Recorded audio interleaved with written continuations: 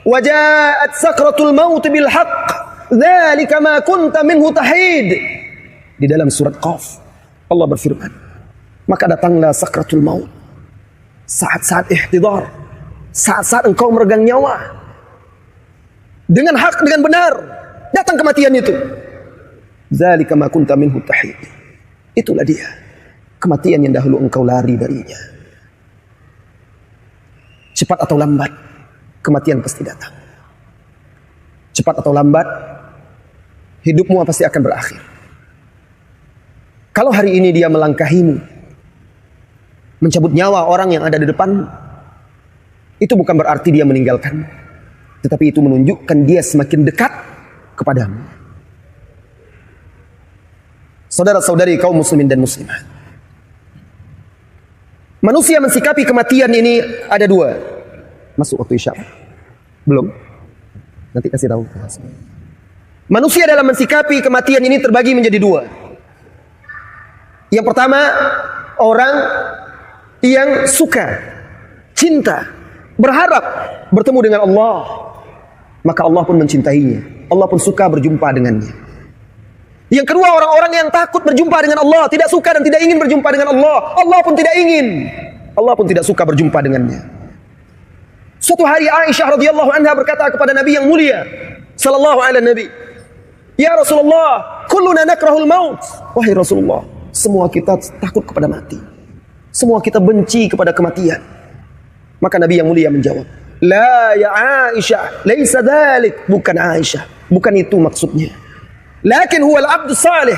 Tetapi yang dimaksud adalah seorang hamba yang saleh. Ta'tihi malaikatur rahman. Ketika dia wafat, ketika sakratul maut, datang kepadanya malaikatur rahman, malaikat-malaikat utusan Allah, tubasyiruhu birauhin wa raihan. Malaikat datang saat seorang hamba saleh terbujur di atas dipan kematiannya, sekarat, kaki-kakinya mulai mendingin, kejang, kaku. Kematian mulai naik, pori-porinya mulai mengembang, matanya nanar menatap, napasnya satu-satu. Ketika itu datang malaikat, menyampaikan kabar gembira kepadanya, kabar gembira akan surga yang akan dihuninya, keridhaan Rabb yang akan menyambutnya. Tubasyiruhu birauhin wa raihan wa rabbin radin ghairi ghadban. Memberinya kabar gembira bahwa Rabb ridho kepadanya dan tidak murka.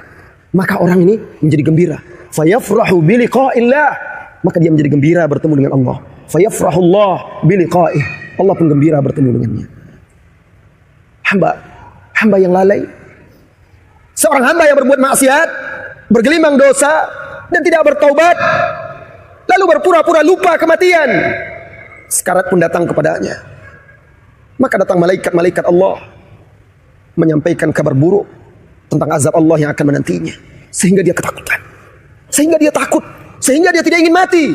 Tetapi kematian itu datang juga kepada dia, sehingga rohnya ketika hendak dicabut oleh malaikat maut, ketika takut kepada kematian, maka dia berpencar ke seluruh tubuhnya, ke sendi-sendinya, ke urat-uratnya, lalu akhirnya dipaksa, dibentak oleh malaikat maut, sehingga dia kesakitan, seperti duri yang diangkat atau dicabut dari kapas yang basah. Umar bin Abdul Aziz rahimahullah ta'ala, seorang hamba dan khalifah yang saleh, berkata kepada orang-orang yang ada duduk bersamanya, teman-teman dekatnya, "Ashtaritu alaikum syurutan thalathah liman arada an yajlisa fi majlisi." Barang siapa yang ingin duduk di majelisku, aku beri syarat 3. Syarat kalau saja itu ada di majelis-majelis kita hari ini, atau ketika kita kumpul-kumpul dengan teman-teman kita, andai saja. Beliau berkata lagi, "Idza jalastum fi majlisi," apabila kalian duduk bersamaku, maka kalian harus memenuhi 3 syarat. Awwaluha la tatakallamu fid dunya. Pertama, jangan kalian berbicara tentang dunia di dekatku. Allahu Akbar. Siapa yang tahan hari ini Siapa yang tahan hari ini tidak berbicara urusan dunia? Mungkin kita tidak akan sanggup, tetapi setidaknya ambil semangatnya, ambil keteladanannya untuk menghancurkan ketamakan dunia yang ada di hati kita.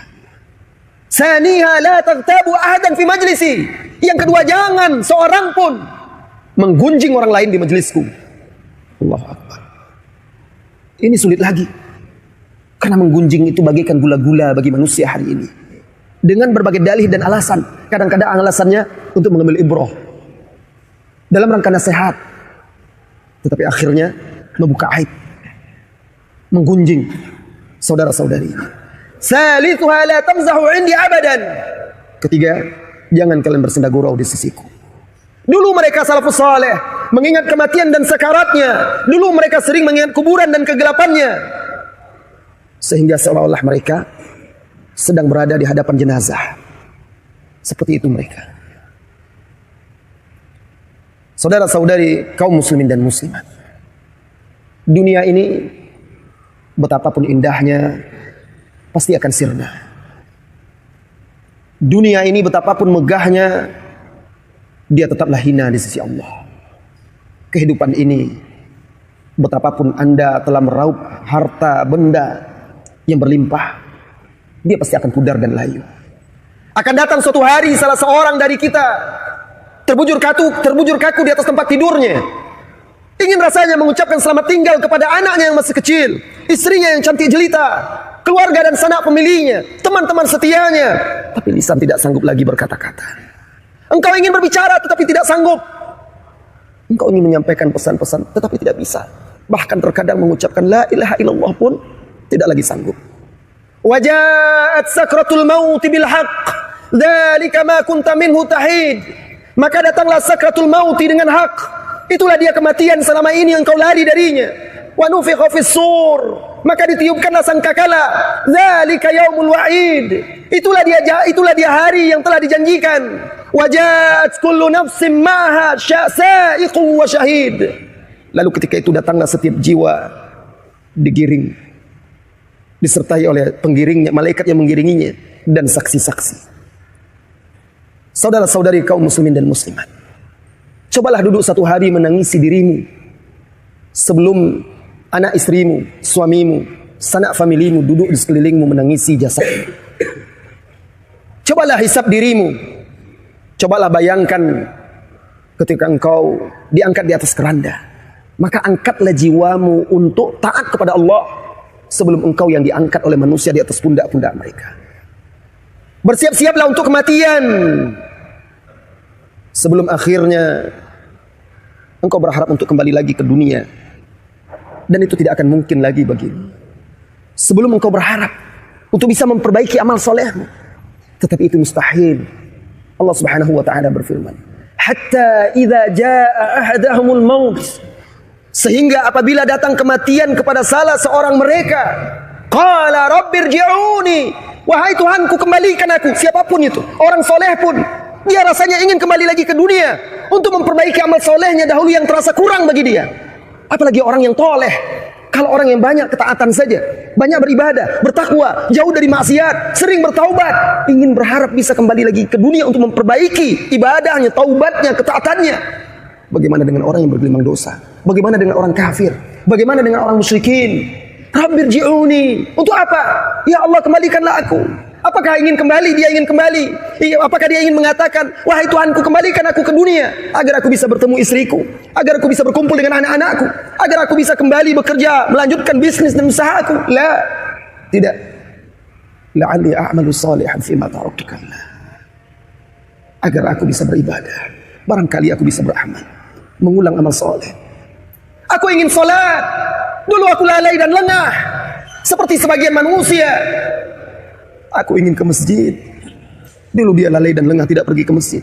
Bahkan barangkali dia tidak pergi ke masjid dengan sendirinya, tetapi oranglah yang mengangkutnya ke masjid untuk disolatkan, bukan untuk solat. Lalu dia berharap kembali ke dunia. La'alli a'malu salihan fima taraktu kalla. Semoga aku bisa melakukan amal soleh yang dahulu aku tinggalkan. Kalla innaha kalimatun huwa qailuha. Itu hanyalah kata-kata yang diucapkan oleh ruhnya, oleh angan-angannya. Dia berharap. Wa mi wara'ihim barzakh. Tetapi di belakang dia ada barzakh, pembatas. Ila yaumi yub'atsun. Sampai dia dibangkitkan. Maka tidak mungkin dia kembali lagi ke dunia. Wahai para pemuda, engkau akan ditanya tentang masa mudamu. Untuk apa engkau gunakan?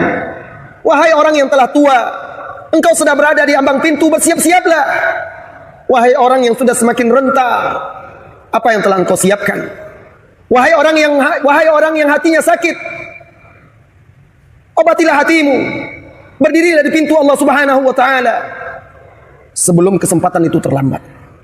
Wahai para wanita yang lalai dan lengah terhadap perintah Rabbmu, maka segeralah kembali kepada Rabbmu. Wahai orang-orang yang hatinya gelap gulita, yang tidak memiliki cahaya. Wahai orang-orang yang memiliki jiwa yang keropos, yang hanya melihat zahir tanpa memperhatikan batinnya. Wahai orang-orang yang setiap kali bertambah umurnya semakin bertambah dosanya. Wahai orang-orang yang berkutat di dalam maksiat, bergelimang dalam lumpur-lumpur dosa. Wahai orang-orang yang sedikit akalnya. Wahai orang-orang yang kasar hatinya. Wahai orang-orang yang sedikit mengambil pelajaran. Ketahuilah, sesungguhnya kuburan telah menantimu.